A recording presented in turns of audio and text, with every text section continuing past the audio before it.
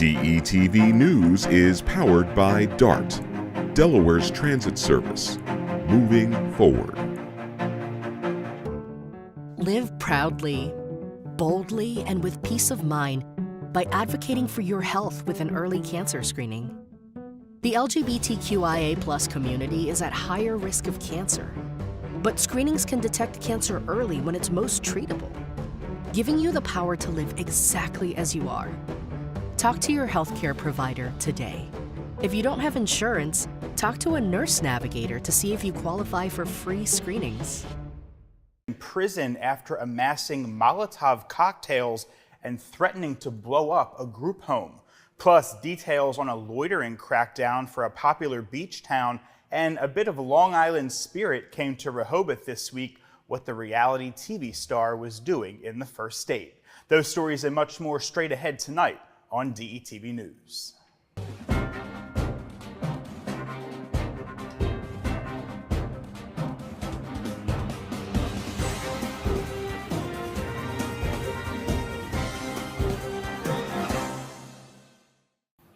Good evening and welcome to DETV News. I'm Matt Ford. Thanks so much for joining us tonight. Topping the news today, a 49-year-old Wilmington woman is dead after crashing her moped near Rehoboth Beach. Delaware State Police reported that troopers responded to Hebron Road at Canal Crossing shortly before 2:30 p.m. for reports of the wreck. There, they found Darla Becker of Wilmington badly hurt. Police said that she was trying to navigate a sharp curve in the road when she lost control. Her scooter reportedly hit the curb, knocking her off. Becker was taken by ambulance to a local hospital where she had died. Anyone who may have witnessed the crash is asked to call police or Delaware Crime Stoppers at the number on your screen.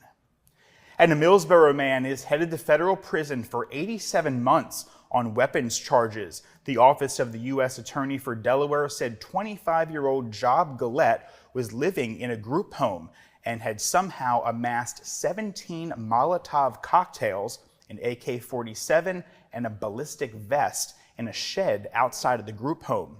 The man also had materials like styrofoam that he had planned on adding to the Molotov cocktails in an effort to, quote, help the burning liquid adhere to the target and create clouds of thick, choking smoke. He also had screws and nails that he was going to add to the incendiary devices to increase their destructive effect.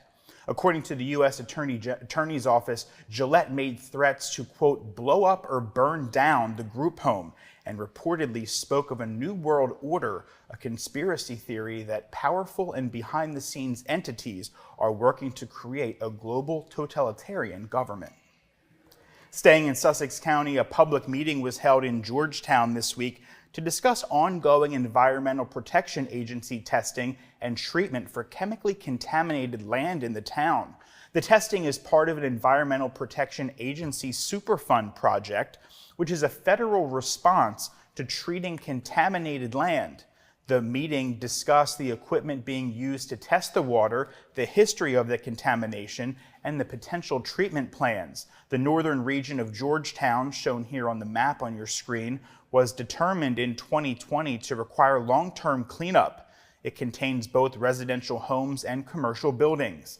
The groundwater underneath of this area was identified as containing hazardous substances from the industrial use of chemicals.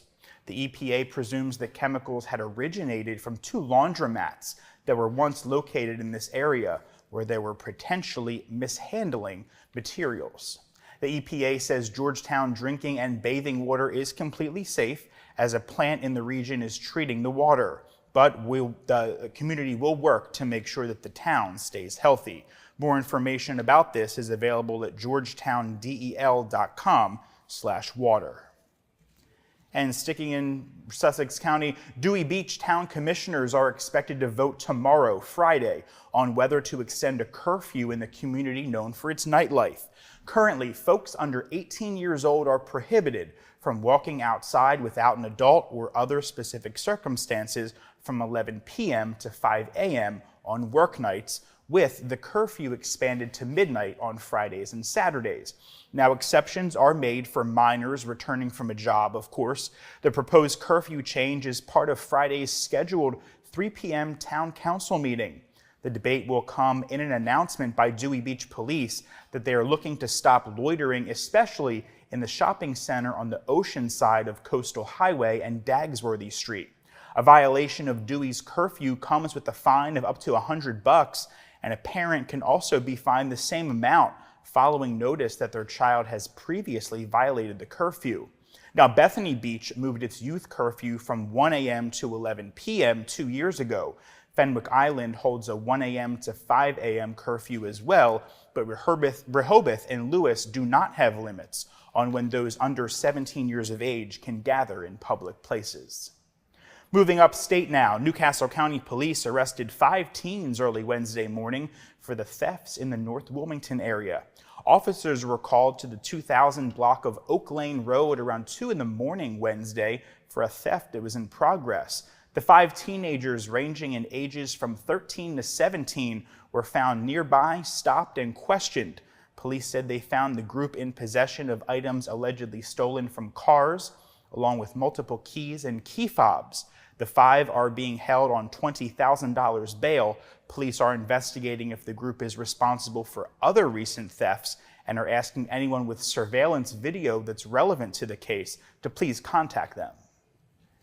Local police, along with emergency management officials and United Way volunteers, all joined forces on Wednesday to continue the cleanup in the Newark area following strong storms last week that brought hurricane-force winds to our area. The teams helped collect limbs and branches for disposal in commercial dumpsters that were jammed full of tree debris. Newcastle County Emergency Management Coordinator Dave Carpenter says the effort comes after a crisis cleanup hotline was activated this Monday. The crisis cleanup hotline will be in service from 8 a.m. to 4 p.m. through Friday tomorrow, and then August 18th, and then again starting Monday, August 21st, all next week through Friday, August 25th.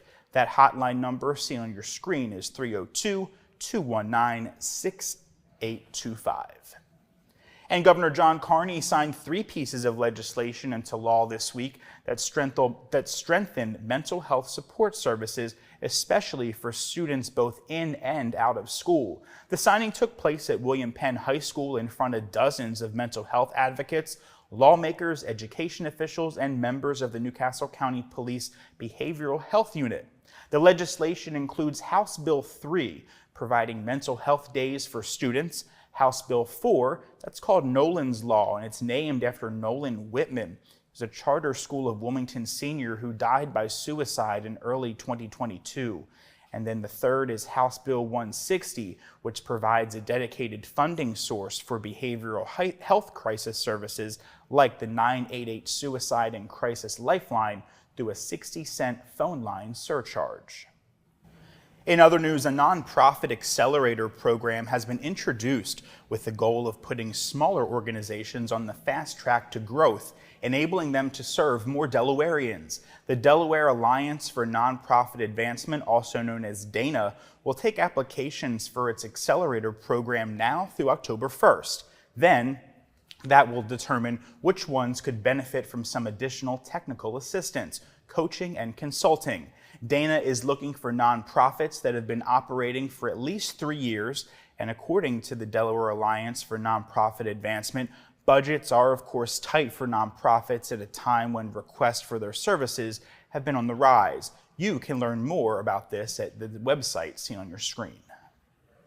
And military spouses here in the First State have a new service to help them land jobs. The Military Spouse Transition Network's new career program is a partnership between Delaware and the National Association of State Personnel Executives, an organization dedicated to improving the communication and exchange of information among state government personnel executives nationwide. The program is designed to help military spouses employed by state government agencies in the NASB member states. Delaware's Department of Human Resources is extending an invitation to assist with career placement to all military spouses and their dependents relocating to the state. The process starts when the military member receives a permanent change of station notice. Once they receive this notice, military spouses are encouraged to contact the designated MSTN liaison in their home state, who will connect them with the appropriate personnel in the receiving state. Now, this process facilitates an information exchange, providing military spouses access to a wide variety of valuable career services, including resume assistance, skill translation, and important professional contacts. Have tickets to see The Boss this weekend? Well, unfortunately, your weekend is now just a bit freer. Bruce Springsteen and the E Street Band show at Citizens Bank Park in Philadelphia has been postponed. Springsteen has reportedly taken ill, according to a message on X, formerly known as Twitter. He indicated that the band is working on rescheduling the Philadelphia date, so if you have tickets for the show, be sure to hold on to them. They will be valid for the shows once they are rescheduled. And check this out, Long Island medium Teresa Caputo was in Rehoboth Beach this week filming at the Purple Parrot. Photos posted on the restaurant's Facebook page showed Caputo sitting at a table in the beer garden surrounded by a camera crew. She also posed for a photo with an employee. The Purple Parrot general manager says the big-haired reality star was there for just about 2 hours, and it appeared that she was there to meet with some locals who were seated at the table with her. She also did impromptu readings of at least 2 other guests, we're told. Caputo starred in 14 seasons of the reality TV show Long Island Medium, but the last season aired back in 2019, so it's not exactly clear on what the star was filming in Rehoboth. However, she is currently on tour, set to perform in Washington, D.C. on Friday and Bethlehem, Pennsylvania on Saturday and Sunday. And that's going to do it for tonight's edition of DETV News. Be sure to follow us across your favorite social media platform. And for a look about all things that's happening around Delaware, head to our website. That's detvch.com. With tonight's news, I'm Matt Ford. Lauren Wilson and I will see you right back here next week.